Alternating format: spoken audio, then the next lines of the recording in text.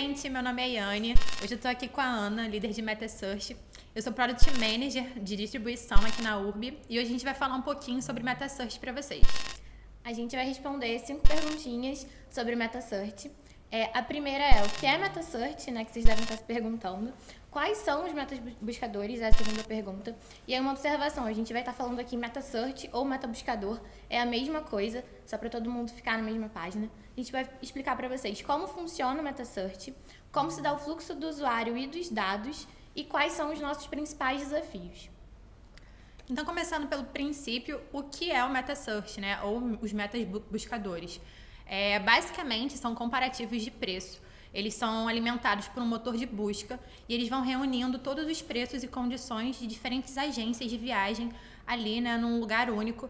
E o valor que eles entregam para o usuário, de fato, é esse, o de centralizar essa análise e dar praticidade na pesquisa do viajante para ele entender quais são os preços de cada concorrente, as condições e ter ali praticidade no momento da pesquisa dele pela melhor condição de compra. Esses são canais localizados no final do funil de marketing, né? O que é isso? Eles estão mais perto do momento de compra do usuário, então eles são canais muito importantes para as agências, né? Para todo mundo que vende de áreas de hotel, porque é um momento que o usuário está ali já comparando o preço muito perto de fazer a reserva de fato.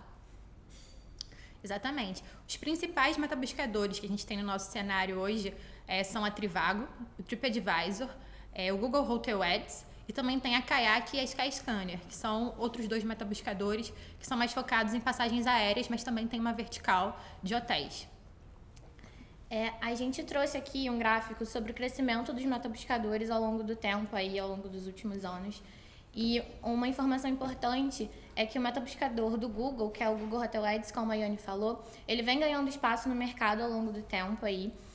No Brasil, ele ainda não tem uma parcela de mercado maior do que a dos outros metabuscadores, mas ele está crescendo. No mercado americano, que é um mercado que a gente já está inserido, está vendendo lá para os usuários, ele já tem maior participação no mercado, né?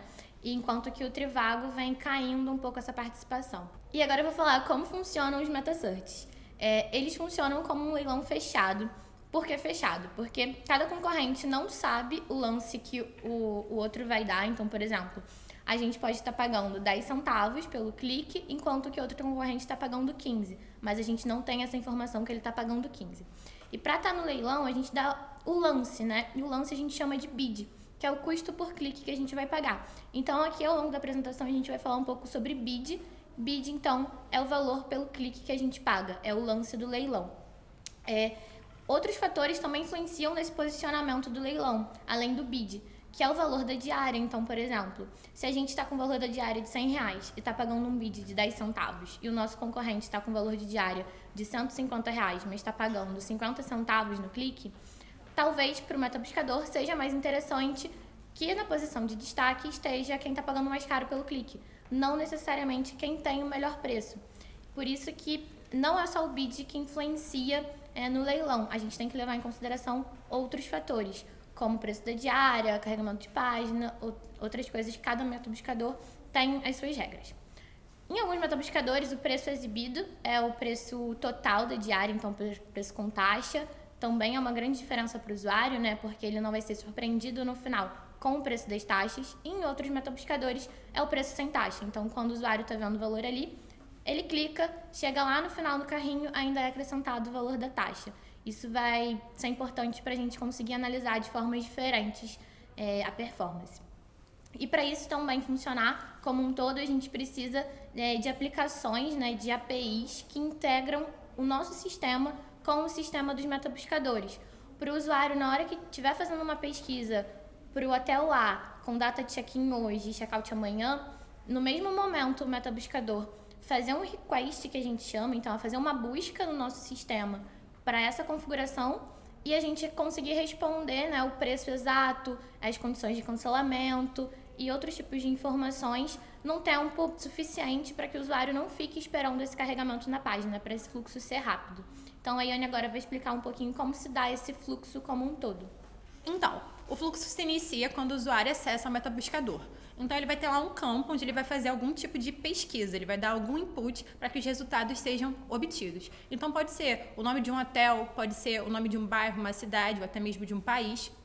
E a partir desse input que ele faz, o metabuscador vai disparar diversas requisições para as agências de viagem para poder encontrar todas as condições, preços e disponibilidades que elas têm para oferecer. Então, o tempo que as agências têm de resposta para o metabuscador é bem curto esse tempo, é em torno de 1 segundo a 1 segundo e meio. Então, elas têm esse tempo para pesquisar todos os preços, disponibilidades e condições, retornar isso para o metabuscador, que vai organizar todos esses resultados de uma forma otimizada para o usuário final. E aí, de acordo com os bids, como a Ana explicou antes, ele vai especificar quem vai ter a posição de destaque para o usuário ver, né, a agência de viagem, e quem vão ser os próximos da lista. Então, após o resultado de busca, todas as agências são ali listadas e o usuário pode clicar em qualquer um dos sites para ser direcionado, né, para conhecer melhor as informações sobre o hotel dentro do site da agência de viagem e decidir se vai obter, né, a compra, a reserva ou não. Então, o importante desse processo é a gente entender que existem duas opções. A partir do momento que o usuário clica numa agência de viagem através do metabuscador e é direcionado para um site ou aplicativo, ele pode efetuar a reserva ou não. E aí que entram os dois tipos de custos que a gente pode ter, né, enquanto agência de viagem para pagar o metabuscador. Esse custo ele pode ser dividido em dois tipos. Ele pode ser um custo por clique, ou seja, a partir do momento inicial que o usuário clicou na agência de viagem lá no site do metabuscador, a gente já vai estar pagando esse valor, que é exatamente o valor que a gente estipulou no bid. Ou então a gente pode não pagar o valor do clique, né? O usuário vai ser direcionado para o site da agência ou para o aplicativo da agência e a gente só vai ter o custo se ele de fato efetivar a reserva. Então a gente pode usar essas duas formas, né, de campanhas que a gente vai poder cobrar, né? Vai ter um custo de campanha diferente por cada opção que a agência de viagem determinar junto com o metabuscador. Beleza, a partir do momento que o usuário decide de fato efetivar a reserva, a gente efetua esse pagamento para o hotel e aí a gente tem uma margem nesse valor e a gente repassa dentro da nossa margem um valor para o metabuscador também.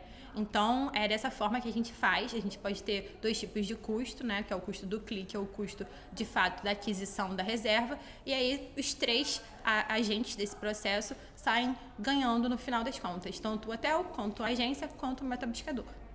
Então, agora a gente vai falar um pouco sobre os principais desafios do MetaSearch. E o primeiro deles é manter uma alta performance no fluxo de troca de dados entre o URB e o metabuscador.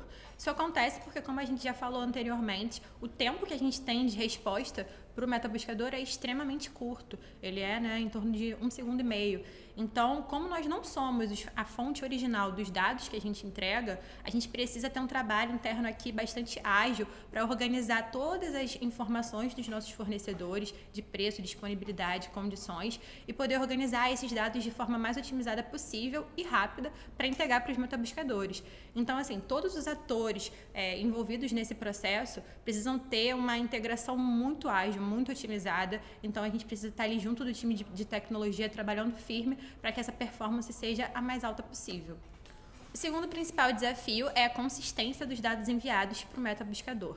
Ou seja, a gente precisa garantir que todos os dados que a gente está enviando para os metabuscadores via API vão ser exatamente os mesmos dados que o usuário vai encontrar caso ele acesse o nosso site ou o nosso aplicativo, para que o viajante não tenha nenhum atrito, né, durante esse fluxo de decisão de compra. Então, sabendo disso, é assim, primordial uma gestão estratégica, envolvendo principalmente uma transparência da nossa parte em relação aos nossos dados, ou seja, enviando todas as taxas que podem ser somadas ao preço, nossas políticas de alimentação, tarifas, enfim, que seja tudo bem claro e estipulado dos dados enviados. Um alinhamento bastante constante entre as áreas que vão exibir os preços, tanto nos nossos resultados de busca do URB, quanto nos nossos resultados que vão ser exibidos na página de hotel e os times responsáveis pelo MetaSearch. Além disso, a gente precisa estar sempre garantido que todos os nossos serviços, né, tanto os internos do site quanto os serviços que estão enviando esses dados para os metabuscadores, vão estar capturando essas informações da mesma fonte, né, para que a gente consiga, de fato, manter essa consistência. Um outro grande desafio é a metrificação e análise dos dados, porque a gente tem, né, os dados dos metabuscadores que eles enviam para a gente e a gente também tem nossos dados internos, que são muito importantes, que a gente consegue analisar todos os outros canais de venda. Então, para o time de marketing na área de negócio, é muito importante que tudo que a gente tenha de dado importante para analisar esteja metrificado, esteja estruturado e a gente consiga puxar essas bases dos nossos bancos e fazer as análises que a gente acha necessário, que a gente precisa para otimizar nossas campanhas. Aí vem o nosso outro desafio, que é a otimização dessas campanhas. Os metabuscadores sempre estão lançando alguma feature nova para a gente implementar no nosso bid, né, no nosso lance, no leilão, seja um multiplicador, que é aumentar ou diminuir o nosso bid conforme uma data de check-in específica, conforme quantidade de diários, pode ser também lançamento, né, de tipos de bid diferentes, que o CPC ou o CPA, como a gente explicou, alguns metabuscadores não tinham isso desde o início e foram lançando ao longo do tempo, então a gente tem que se adaptar, tem que entender e otimizar essas campanhas conforme os recursos que a gente tem disponíveis em cada plataforma. E o último tópico aqui que a gente trouxe é sobre a comunicação entre as áreas, porque eu estou aqui como área de negócio, a Yane está aqui como área de produto, a gente também tem um time em tecnologia, na engenharia, cuidando de MetaSearch. A gente precisa que todo mundo esteja muito alinhado, conversando e indo para o mesmo caminho, né? A gente entendendo as necessidades da área de negócio, os desafios do time de tecnologia, da área de produto também, e todo mundo consiga falar ali a mesma língua para a gente atingir o nosso objetivo final. Acho que foi isso. Essas foram as 5 perguntas sobre MetaSearch que a gente apresentou. Obrigada. Espero que vocês tenham curtido e que vocês possam cada vez mais entender melhor sobre o universo do MetaSearch.